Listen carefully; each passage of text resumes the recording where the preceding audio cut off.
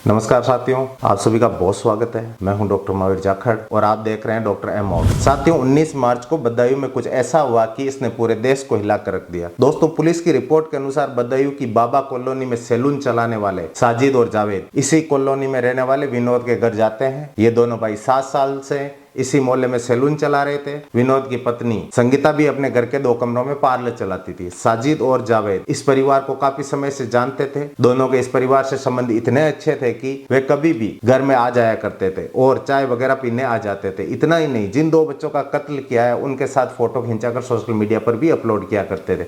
साथ ही 19 मार्च को साजिद विनोद के घर आता है और विनोद की पत्नी संगीता से कहता है कि मेरी बीबी प्रेग्नेंट है और मेरे पास सिर्फ 500 रुपए है, मुझे 5000 रुपए उधार चाहिए। इस पर संगीता ने अपने पति विनोद को फोन करके बात की और उसने 5000 रुपए दे दिए। इसके बाद वे चाय बनाने के लिए किचन में चली गई। इसी दौरान साजिद ऊपर बने विनोद के पत्नी के पार्लर में चला जाता है और ऊपर जाकर बड़े बेटे आयुष से कहता है कि मेरे लिए पीने का पानी की बोतल लेके आओ। आयुष जब पानी लेकर पहुंचता है तो साजिद उसके ऊपर जानवर काटने वाले चाकू से हमला कर देता है। भाई के चीखने की आवाज सुनकर 7 साल का हनी ऊपर जाता है तो साजिद उसके ऊपर भी हमला बोल देता है। दोनों भाइयों की चीख सुनकर तीसरा भाई पीयूष ऊपर आ जाता है। दोनों भाइयों को खून से लथपथ देखकर वे चिल्लाने लगता है। उसकी आवाज सुनकर संगीता ऊपर आ जाती है तो साजिद पीयूष और संगीता के ऊपर हमला कर देता है। जिस दौरान साजिद अंदर बच्चों को मार रहा होता है, उसका भाई जावेद हाथ में चाकू लेकर बाहर खड़ा होकर लोगों को अंदर आने से रोक रहा था। 2 बच्चों को मौत के घाट उतारने के बाद दोनों भाइयों ने भागने का प्रयास किया तो लोगों ने रोकने का प्रयास किया, मगर दोनों के पास हथियार होने के कारण भीड़ पीछे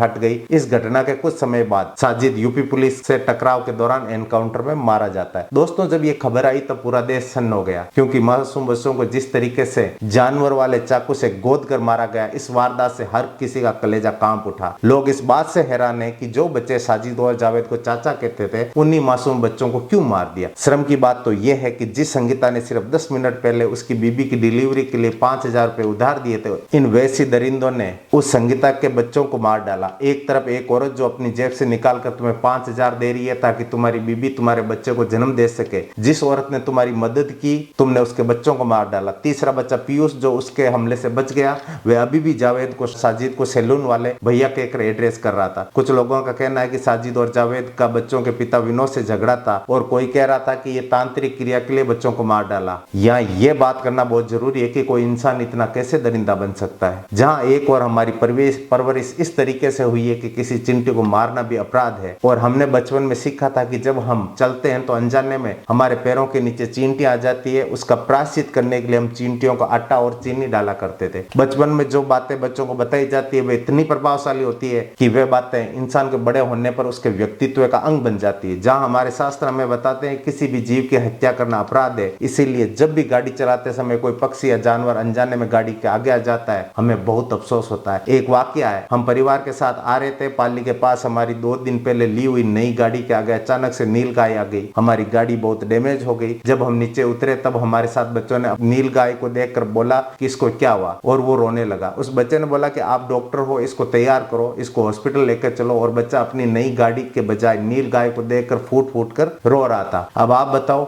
ये गुण उस बच्चे के अंदर कैसे आए? ये इसलिए आए क्योंकि उसे बचपन में माता पिता और परिवार के लोगों द्वारा बताए गए सही और गलत संस्कारों से आते हैं। जब हम हमारे बच्चों के अंदर ये संस्कार भर देंगे कि क्या अच्छा है और क्या बुरा, और हर जीव हर इंसान को जीने का हक है। बदायूं की घटना देखकर लगता है कि ये इतनी हैवानियत कोई इंसान तो नहीं कर सकता। ये साक्षात राक्षस है। आज हम पाषाण युग में नहीं जी रहे, जहाँ जो ताकतवर होगा वही जिएगा और जो कमजोर होगा वो मर जाएगा। अब हम 21वीं सदी में जी रहे हैं। आज हमारा समाज इतना इवोल्व हो चुका है कि अब हमारे यहाँ महिलाएं चाहे जिस क्षेत्र में अपना करियर बना सकती है, चाहे वे सेना हो या फायर ब्रिगेड में। आज हमारे यहाँ दिव्यांग लोगों को सम्मान और नौकरियों में आरक्षण दिया जाता है। आज हमारे यहाँ ट्रांसजेंडर कम्युनिटी को सम्मान की नजर से देखा जाता है। आज हम इवोल्व होकर से हर LGBT कम्युनिटी को स्वीकार करते हैं। भगवान ने अगर किसी को अलग तरह का बनाया है तो उसको स्वीकार करना चाहिए। पिछले 70-80 सालों में दुनिया बहुत टॉलरेंट हुई है। आज कोई विश्व युद्ध नहीं हो रहा। आज के समय किसी अन्य देश की जमीन हड़पने के लिए, अन्य देश को अपना कॉलोनी बनाने के लिए या गुलाम बनाने के लिए नहीं होता है। रंग भेद हो, ये सारी कुरीतियां अब खत्म हो गई है। अब साजिद और जावेद जैसे परिवारों को सोचना होगा कि अपने बच्चों को जीता जागता हैवान बनाना है या इस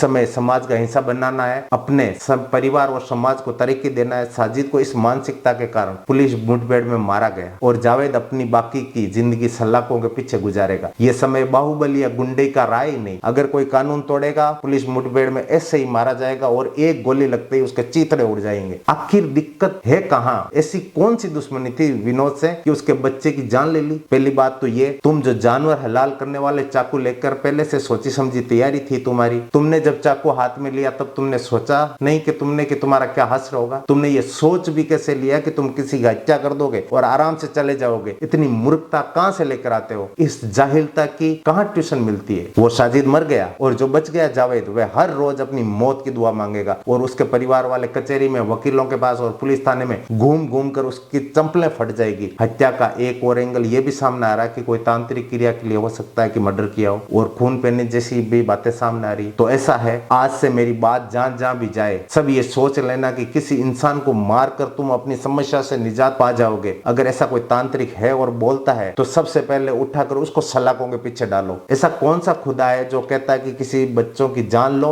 जिससे खुश होकर खुदा उसको बरकत देगा? ये जावेद और साजिद जैसे परिवारों को तय करना है कि अपने बच्चों को क्या बनाना है। इस समय समाज में रहने के लायक इंसान बनाने हैं या हैवान बनाने हैं। बच्चों को अच्छे बुरे का भेद करना सिखाना होगा, गलत काम पर उनको मना करना होगा, टोकना होगा। और जिस ईश्वर ने ये जिंदगी दी है नए काम करने के लिए, लोगों की मदद करने के लिए, अपना जीवन संवारने के लिए, ना कि किसी की जान लेने के लिए, अगर ये संस्कार नहीं दिए तो बाहर खड़ी पुलिस सारे संस्कार सिखा देगी। एक ही गलती कर पाओगे, दूसरी का मौका नहीं मिलेगा। आज के लिए इतना ही काफी। आपने यहाँ तक देखा है तो चैनल सब्सक्राइब कर दो, लाइक भी कर दो और लगे हाथ शेयर भी कर दो। आप अपना बहुत ख्याल रखिएगा।